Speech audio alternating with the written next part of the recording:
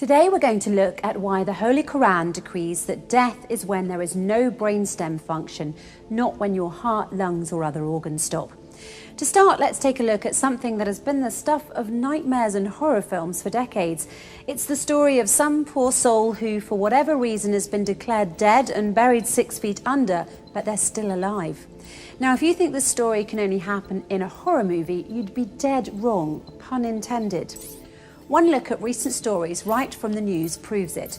A woman who gave birth 3 months after she was pronounced dead, another who was still alive when she was put into a body bag in the morgue and subsequently froze to death. Why do these horrific cases exist? Because of this alarming fact, there are no universal guidelines for doctors when it comes to declaring a person dead. Yes, you heard that correctly. Even among doctors, the definition of death isn't fully agreed upon. You're dead when a doctor says you're dead. A person can be pronounced dead if their heart stops, but they can also be revived in many cases. People can also be kept alive with machines, even though their brainstem has 0% functionality.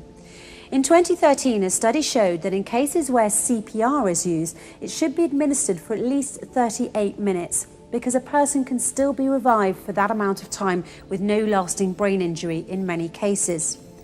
But here's where the difference is, and it's very important. Once the brainstem permanently stops functioning, there's no way of reversing it. No matter what happens, that person's heart will eventually stop beating, even if a ventilator is used. The most important fact to remember about the brain is this: it bestows upon us the one thing that makes us truly human: consciousness. With that fact in mind, the irreversible loss of consciousness can and should be defined as death, and vice versa. Now, here's another fact that might surprise you. When you sleep, your brainstem is inactive, and there are those who argue that sleep is also a loss of consciousness due to the inactivity of the brainstem effector neurons when a person is sleeping. The brainstem also becomes inactive when a person dies, causing a loss of consciousness as well. While they might seem like identical definitions, there's one difference. Loss of consciousness during sleep is reversible, while loss of consciousness due to death is irreversible. And it's for this very specific reason that doctors, when declaring a patient dead, should limit their declaration to the state of the brainstem and nothing else. In effect, as the Holy Quran pointed out 1400 years ago, sleep is like death and death like sleep. Verse 1, it is He, Allah, who takes your souls by night when you are asleep and has knowledge of all that you have done by day. Then He wakes you up again, that a term appointed, your life period, be fulfilled. Then in the end unto Him will be your return. Then He will inform you what you used to do. Verse 2, Allah, God, takes the souls at the time of their death and that which has not died in its sleep. He withholds that against which He has decreed death, but loses the other till a stated term.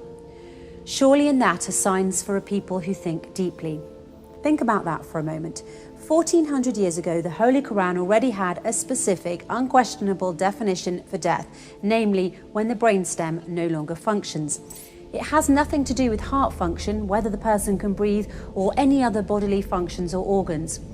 What this means is that around the world, millions of people have been declared dead when in fact they were not.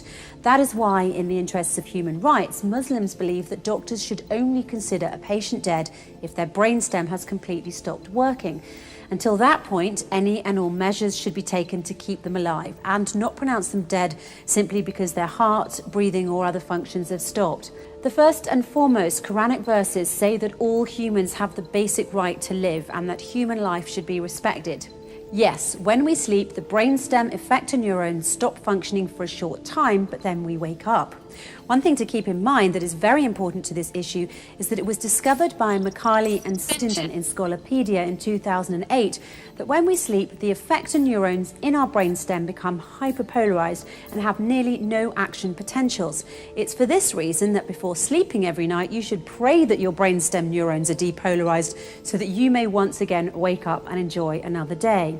Why not make sure that everyone around the world has the chance to wake up by following the Holy Quran and only declaring someone dead if their brainstem has permanently stopped, nothing else?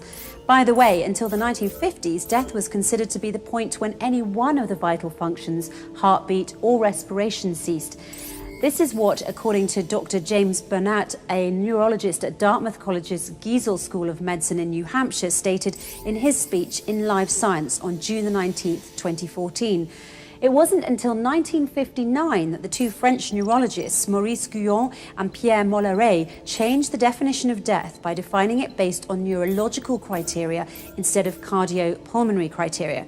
They really saved us from being buried alive by stating a specific, unquestionable definition for death. The irreversible loss of consciousness can and should be defined as death. But this took place in only 1959. The Holy Quran, however, stated its specific, unquestionable definition for death. The irreversible loss of consciousness can and should be defined as death 1400 years ago. In order to truly respect human life, we need to agree on a universal definition of death. And just as the Quran has shown us, that definition should be based on the brainstem of the person in question permanently stopping. Nothing more, nothing less.